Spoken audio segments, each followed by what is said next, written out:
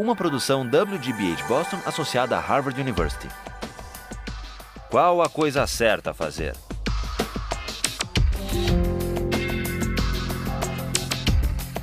Justice, com Michal Sandel. Pense na sua intenção. Now we turn to the hardest philosopher we're going to read in this course. Today we turn to Immanuel Kant, who offers a different account of why we have a categorical duty to respect the dignity of persons and not to use people as means merely, even for good ends. Kant excelled at the University of Königsberg at the age of 16. At the age of 31, he got his first job as an unsalaried lecturer paid on commission based on the number of students who showed up at his lectures. This is a sensible system that Harvard would do well to consider.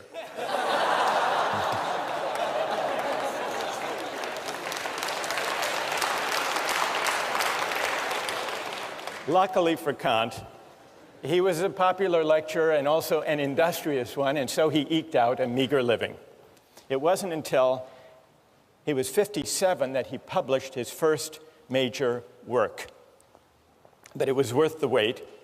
The book was The Critique of Pure Reason, perhaps the most important work in all of modern philosophy. And a few years later, Kant wrote the groundwork for the metaphysics of morals, which we read in this course.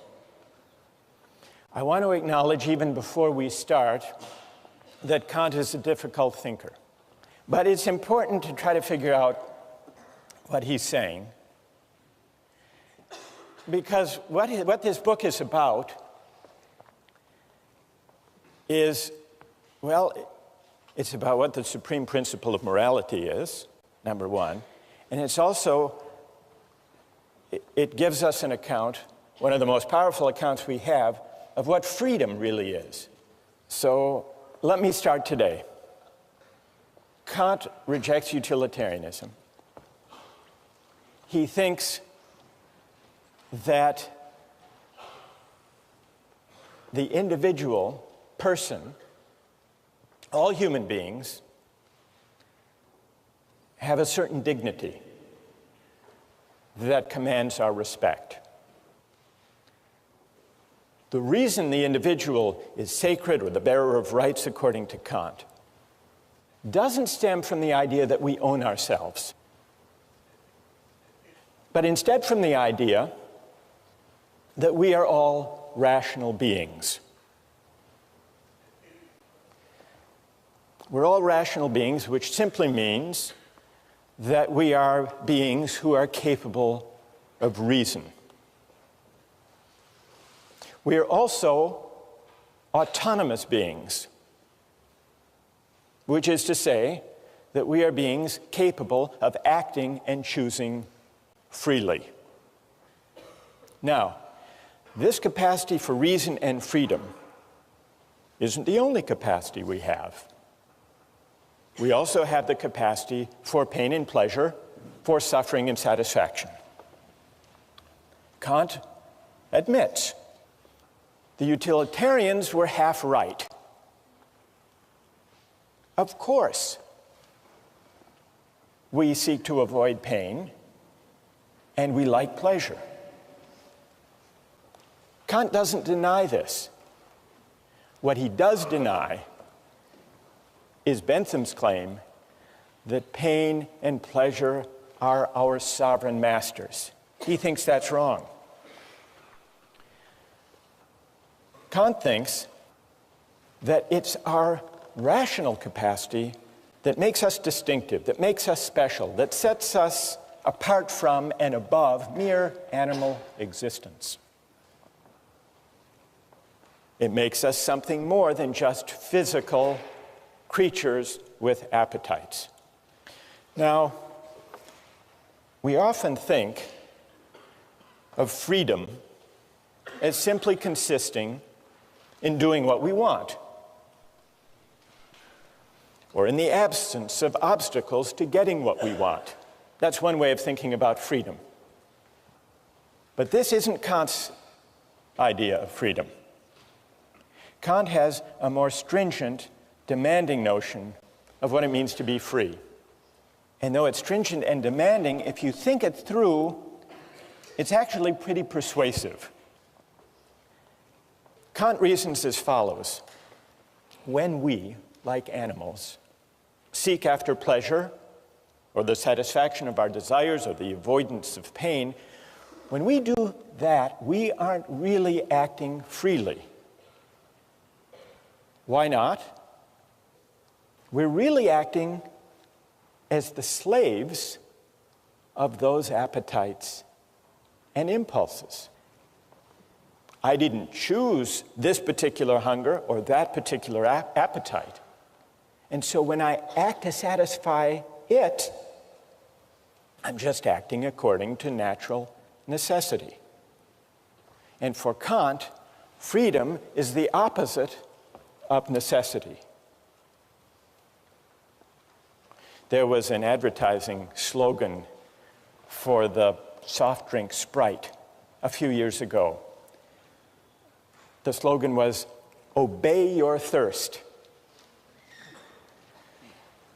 There's a Kantian insight buried in that Sprite advertising slogan. That, in a way, is Kant's point. When you go for Sprite or Pepsi, you might think that you're choosing freely, Sprite versus Pepsi, but you're actually obeying something, a thirst, or maybe a desire manufactured or massaged by advertising. You're obeying a prompting that you yourself haven't chosen or created. And here, it's worth noticing Kant's specially demanding idea of freedom. What way of acting, how can my will be determined if not by the promptings of nature or my hunger or my appetite or my desires? Kant's answer, to act freely is to act autonomously. And to act autonomously is to act according to a law that I give myself, not according to the physical laws of nature or to the laws of cause and effect, which include my desire to eat or to drink or to choose this food in a restaurant over that. Now, what is the opposite? What is the opposite of autonomy? For Kant, he invents a special term to describe the opposite of autonomy. Heteronomy is the opposite of autonomy. When I act heteronomously, I'm acting according to an inclination or a desire that I haven't chosen for myself.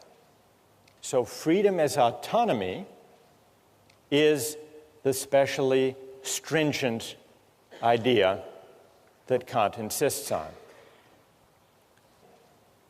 Now, why is autonomy the opposite of acting heteronomously or according to the dictates of nature? Kant's point is that nature is governed by laws of cause and effect, for example. Suppose you drop a billiard ball. It falls to the ground. We wouldn't say the billiard ball is acting freely. Why not? It's acting according to the law of nature, according to the laws of cause and effect, the law of gravity. And just as he has an unusually demanding and stringent conception of freedom, freedom as autonomy, he also has a demanding conception of morality. To act freely is not to choose the best means to a given end. It's to choose the end itself for its own sake. And that's something that human beings can do and that billiard balls can't.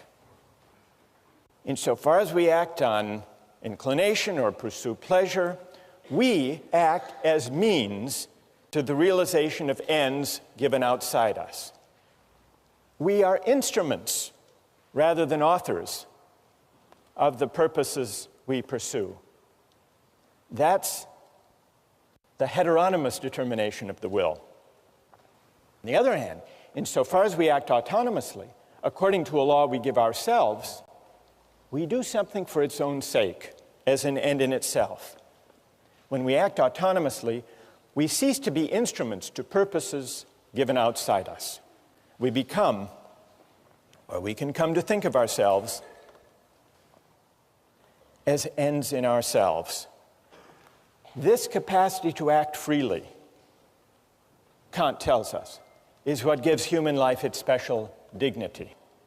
Respecting human dignity means regarding persons not just as means, but also as ends in themselves.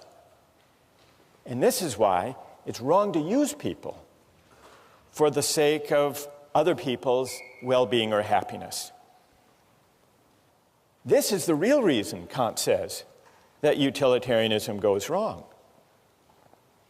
This is the reason it's important to respect the dignity of persons and to uphold their rights.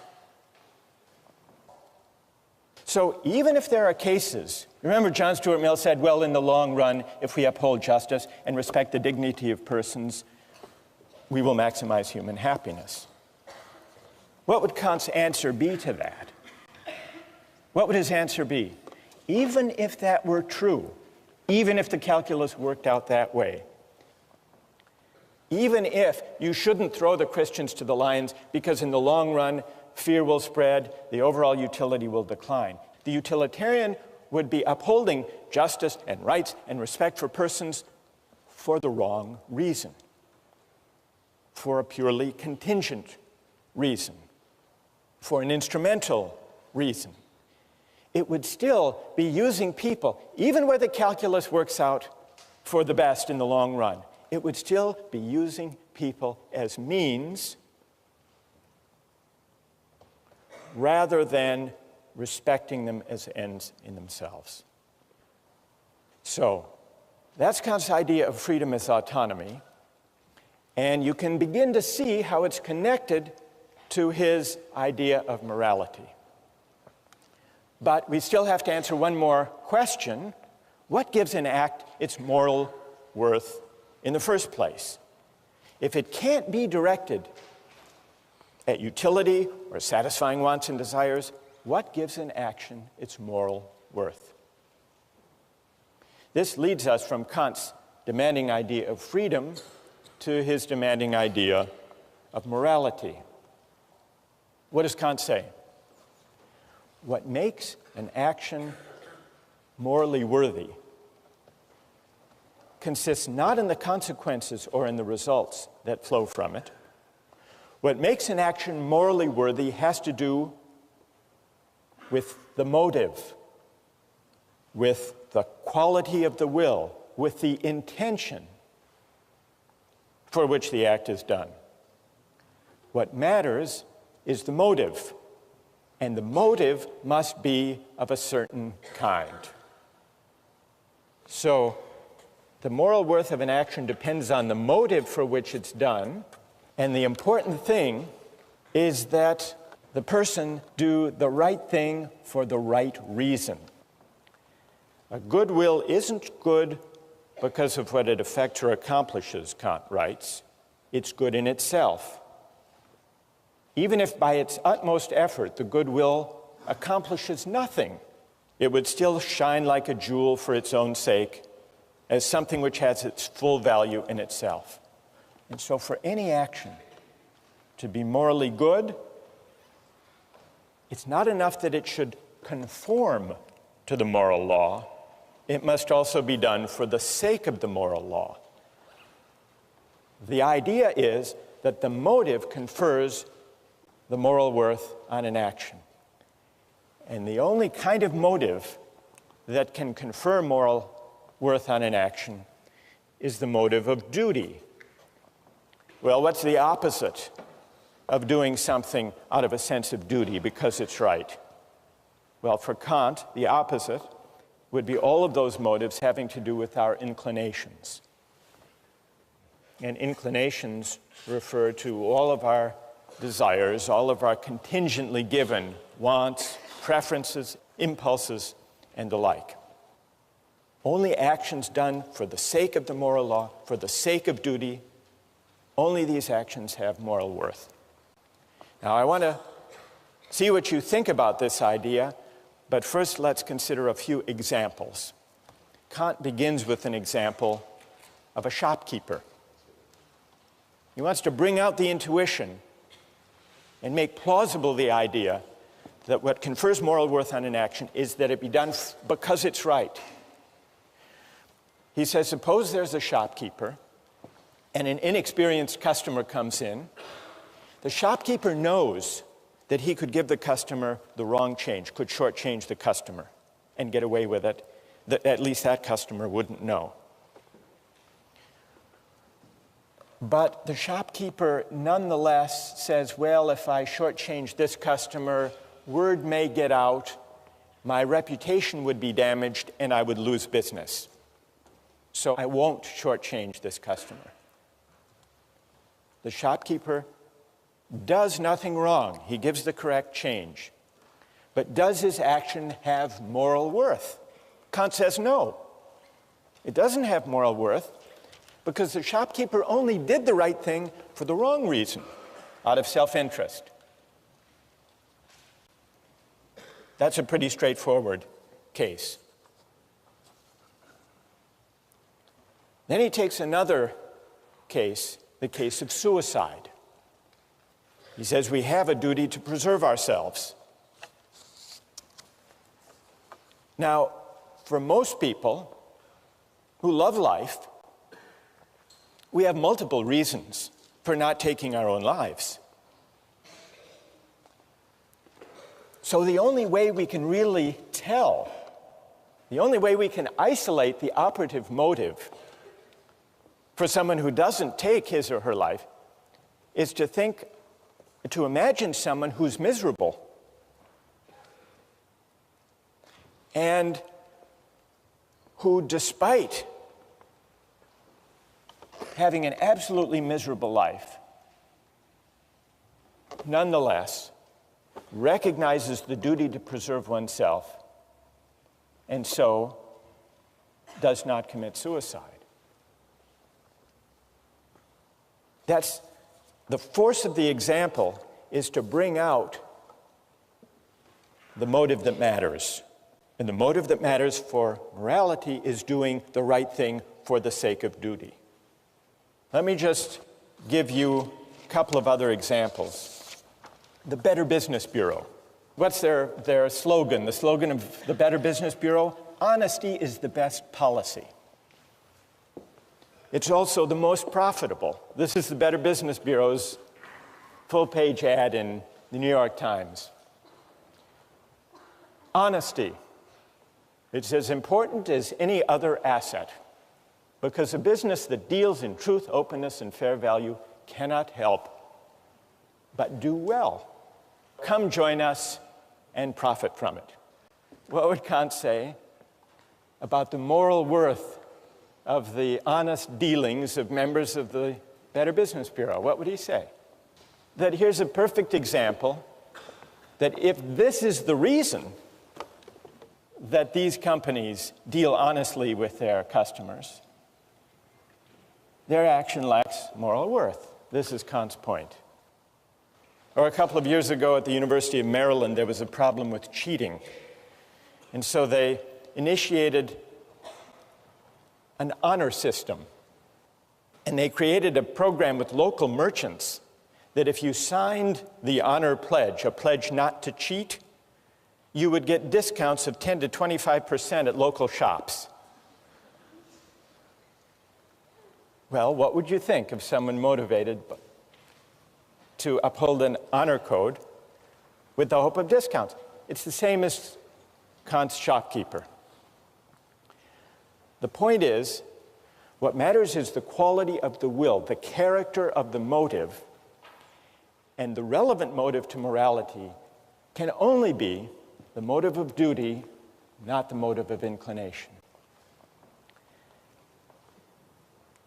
And when I act out of duty, when I resist as my motive for acting inclinations or self-interest, even sympathy and altruism, only then am I acting freely.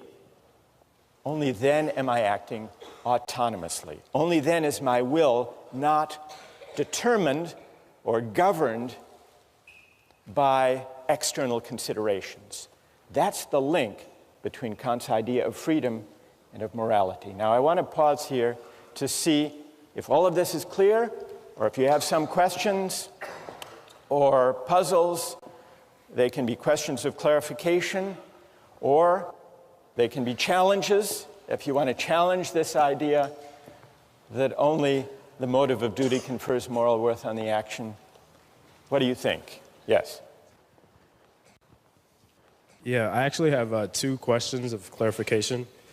The first is, there seems to be an aspect of this that makes it sort of self-defeating, in that once you're conscious of what morality is, you can sort of alter your motive to achieve that end of morality. And secondly, give me an example of what you have in mind. The shopkeeper example, if he decides that he wants to give the person the money to do the right thing, and he decides that's his motive to do so because he wants to be moral, then isn't that sort of defeating isn't that sort of defeating the purity of his action if morality is determined by his motive? His motive is then to act morally. So you're imagining a case not of the purely selfish calculating shopkeeper, but of one who says, well, he may consider shortchanging the customer, but then he says, not, well, my reputation might suffer if word gets out, but instead he says, actually, I would like to be the kind of honest person who gives the right change to customers simply because it's the right thing to do. Or simply because I want to be moral.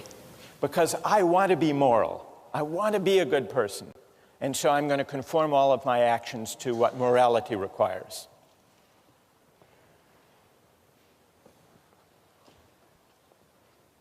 It's a subtle point. It's a good question. Kant does acknowledge, you're pressing Kant on an important point here. Kant does say there has to be some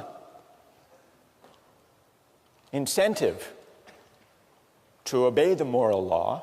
It can't be a self-interested incentive. That would defeat it by definition. So he speaks of a different kind of incentive from an inclination. He speaks of reverence for the moral law.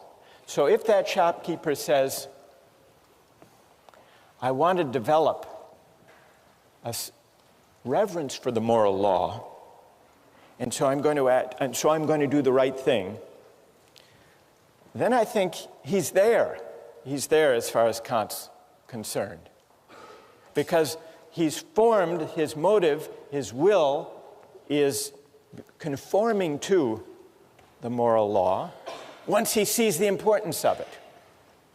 So it would count. It would count. All right, and then secondly, very quickly, what stops morality from becoming completely objective in this point? What stops morality from becoming completely subjective? Yeah, like how can, if morality is completely determined by your morals, then how can you apply this, or how can it be enforced? That's also a great question. What's your name? My name is Amadi. Amadi? Yeah. All right. If acting morally means acting according to a moral law out of duty, and if it's also to act freely in the sense of autonomously, it must mean that I'm acting according to a law that I give myself. That's what it means to act autonomously. Amadi is right about that. But that does raise a really interesting question. If acting autonomously means acting according to a law I give myself, that's how I escape the chain of cause and effect and the laws of nature, what's to guarantee that the law I give myself when I'm acting out of duty is the same as the law that Amadi is giving himself, and that each of you gives yourselves? Well, here's the question. How many moral laws, from Kant's point of view, are there in this room? Are there 1,000 or is there one?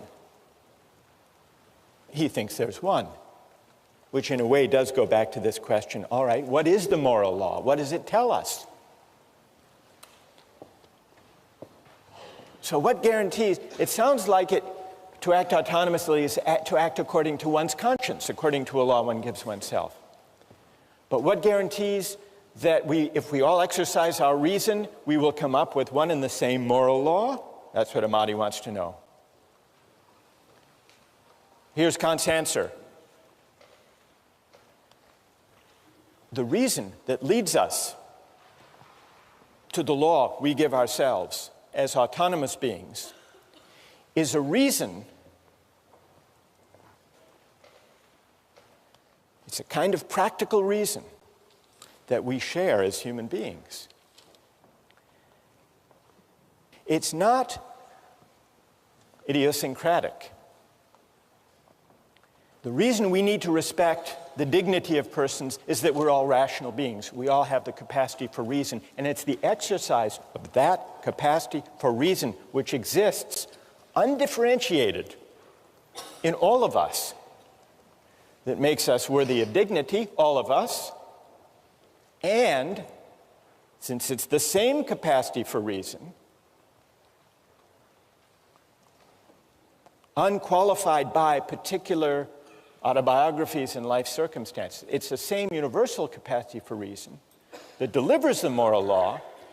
It turns out that to act autonomously is to act according to a law we give ourselves, exercising our reason, but it's the reason we share with everyone as rational beings, not the particular reasons we have given our upbringings, our particular values, our particular interests. It's pure practical reason in Kant's terms, which legislates a priori, regardless of any particular contingent or empirical ends. Well, what moral law would that kind of reason deliver? What is its content? To answer that question, you have to read the groundwork, and we'll continue with that question next time.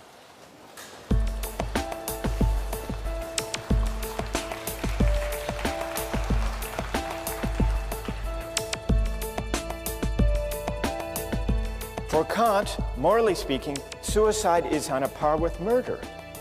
It's on a par with murder because what we violate